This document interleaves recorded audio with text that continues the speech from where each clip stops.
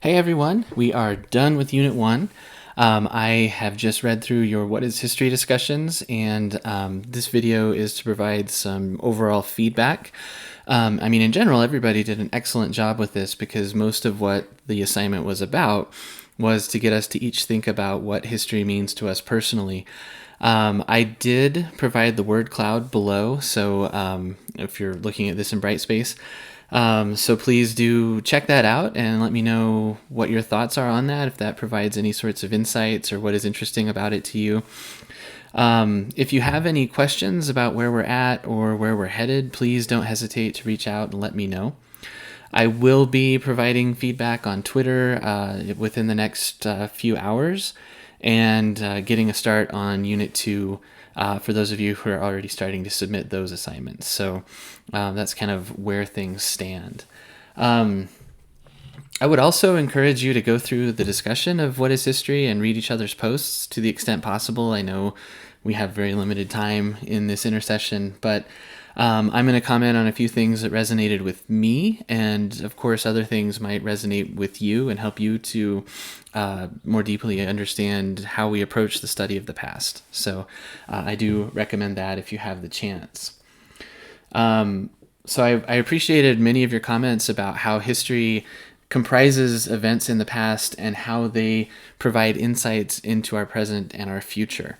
I think history should be something that's usable and meaningful, something that helps us make meaning of our current situation, our current place, whether we're thinking about kind of large-scale politics or cultures, or if we're thinking about our own individual situation with our families and our loved ones.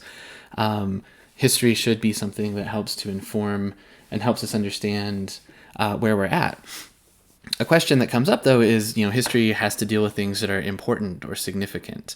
And as we read in Kevin Gannon's piece, that is a bit subjective. So what is it that makes something in the past significant? Who gets to decide and why? The short answer, I think, is this is why history is based on argument and interpretation. It involves historians and researchers helping us to understand and make the case that no, this thing that has been ignored for so long is actually significant and helps us to better understand ourselves.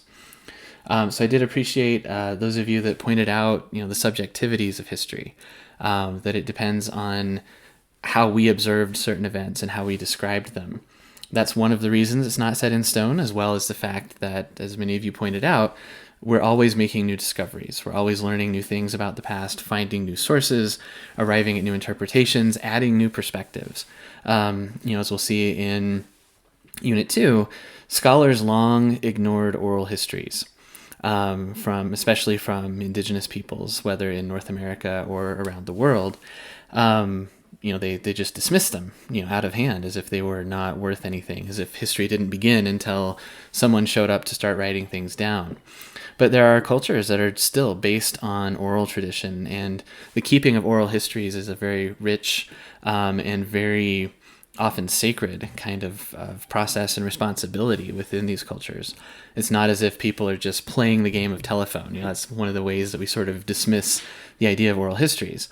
But instead, it's a great responsibility, sometimes even a burden for those who are keeping the oral histories and telling the stories. They're done in very precise and thought out ways of keeping stories that will help inform current present situations. So again, something that scholars have realized then is that those oral histories are important. They're not things that we can discount. They provide windows into different cultures and different perspectives on the past that will help us as a larger human family to understand what has happened before. And so I wanted to kind of jump into thinking about primary and secondary sources by making that comment about oral histories. That's something that we delved into in Twitter, and I'll provide some direct comments and responses to you there shortly. But in short, primary sources are those that were created at the time of the events. Secondary sources are those that are built upon many different perspectives, many different primary sources and other secondary sources to answer usually a specific research question or that take a specific focus on the event.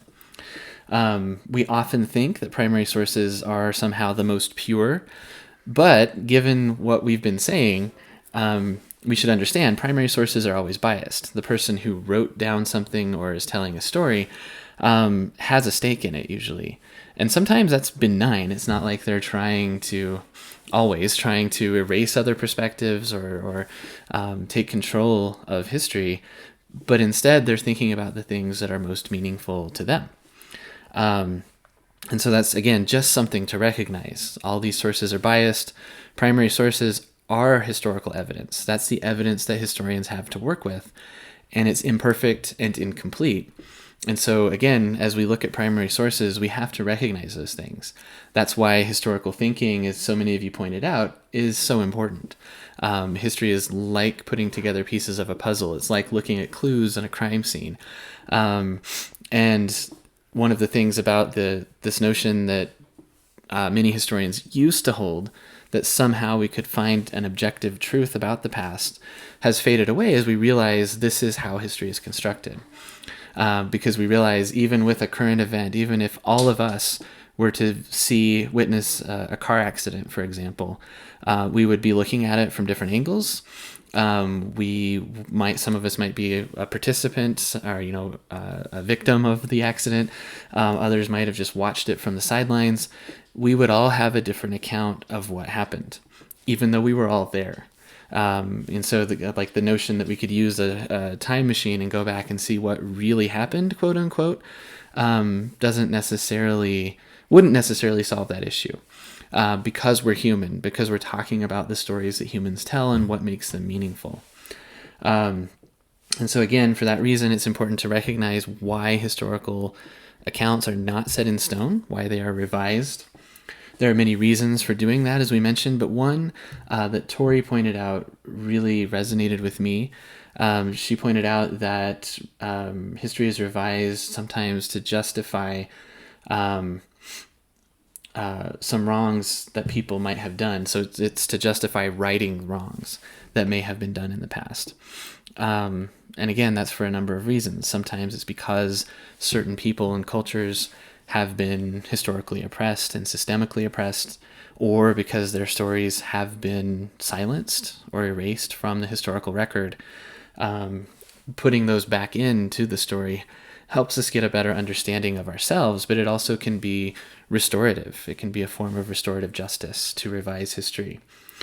And I think that is very important. So historical thinking is key to all of this. And as you pointed out, there are the 5 C's, but historical thinking is essentially a set of tools and skills that allow us to hone and focus our critical thinking on looking at the past. So thinking about the past is something that takes critical thinking, but it's a special kind of critical thinking.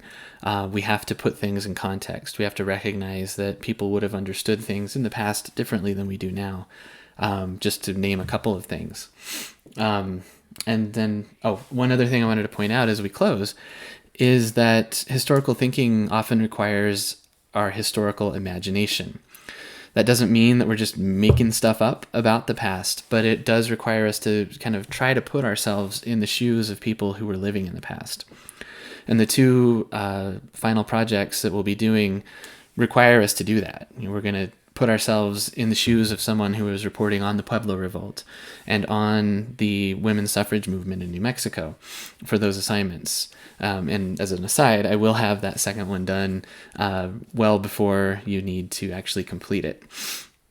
All right. As we close then, that question of how scholars kind of dismissed New Mexico history in the past, it's admittedly a little bit of a straw man because scholars don't think that way anymore. But in kind of popular conceptions about history, some of the old ways of thinking are still there, and the ways that academic historians have kind of moved the needle haven't always filtered down to popular histories. And so all too often, local histories, specific state histories can be dismissed as if they're not part of the bigger story of the United States or the bigger story of Mexico, if New Mexico's history was part of that as well. or of colonization, right? Because it's a little element of it. But when we look at those histories that may not necessarily agree with or form part of the kind of large scale histories that we've learned, it helps us to critique those large scale histories, those national histories, or kind of continental histories in ways that give us better understanding and new insights. I think that's one reason that the regional and the local is important. All right, that's enough from me. Thanks for all the hard work that you've put in thus far. I look forward to continuing to learn from your insights into New Mexico's past, and we'll definitely be talking soon.